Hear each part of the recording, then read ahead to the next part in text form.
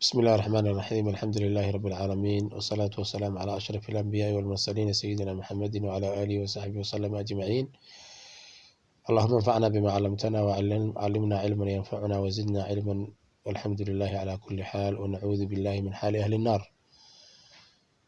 dhammaan waalidiinta, ardayda, macalimiinta iskuulka ama madrasada jiil jadiid annamuudajiya, waxaan idinku salaamayaa salaanta islaamka. assalaamu calaykum waraxmatullaahi wabarakaatuhu.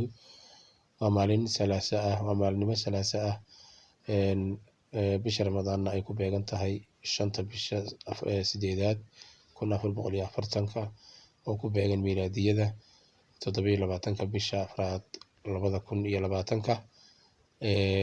waxaynu qaadanaynaa cashirkeenii ama maadadeenii luga carabiya alcarabiyatu bayna yadayka. waxaynu maraynay jabtarkii 6aad ayaynu maraynay, waxaanu ku saabsanaa jabtarka 6aad asalaah. darsigii 1aad waynu soo qaadanay, waxaynu gelaynaa maanta haddii alla yidhaahdo darsigii 2aad.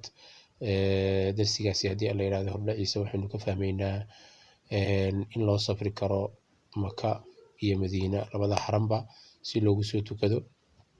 waxaynu kaloo ka fahmaynaa salaada lagu tukado masjid nabawi fadligeeda iyo salaada lagu tukado masjid alxaraam fadliga ay leedahay ayaynu ka fahmaynaa.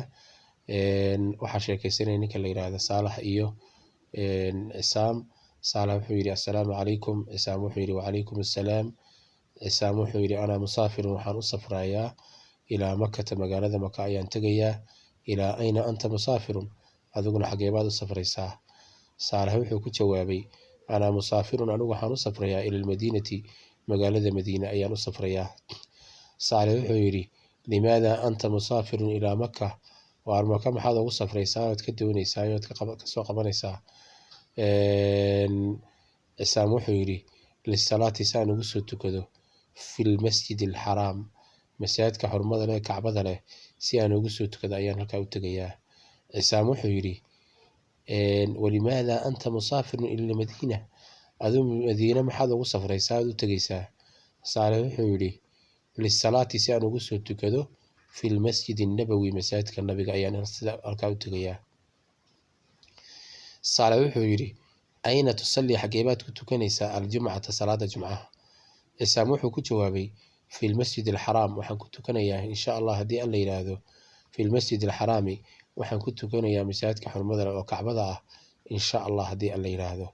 cisaamna wuxuu yidhi wa ayna tusalli aljumcata, waar adiguna xageed ku tukanaysaa saalaxow jumcada? saalax wuxuu ku jawaabay fi lmasjid annabawi insha allah, anna waxaan ku tukanayaa masaajidka nabiga ayaan ku tukanayaa haddii alla yidhaahdo. ninka la yidhaahdo saalax iyo ninka la yidhaahdo cisaam, labadaba waxay tegayaan labadii xaram.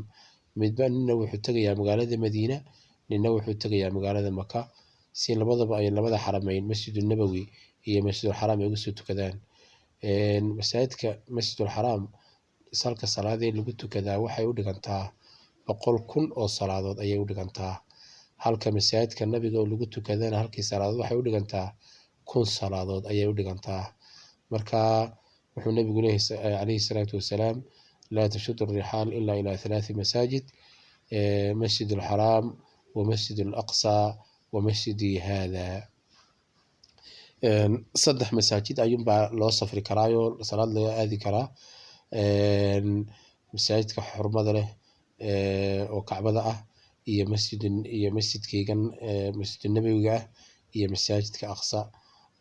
masjid alaqsana halkii salaada lagu tukada isagana wuxuu u dhigmaa 500 oo salaadood ayay u dhigantaa. cashirkaas markaa waxaynu ka fahmaynaa sidaynu hore u sheegnayba in fadliga ay leedahay masjid alxaraam, masaajidka xurmada lagu soo tukado fadliga uu leeyahay, masjidnabigi fadliga uu leeyahay ayaynu ka fahmaynaa. insha allahu tacaala cashirkana halkaas aynu ku joojinaynaa. hal iska soo qaybo. wassalaamu calaykum waraxmatullaahi wabarakaatuh.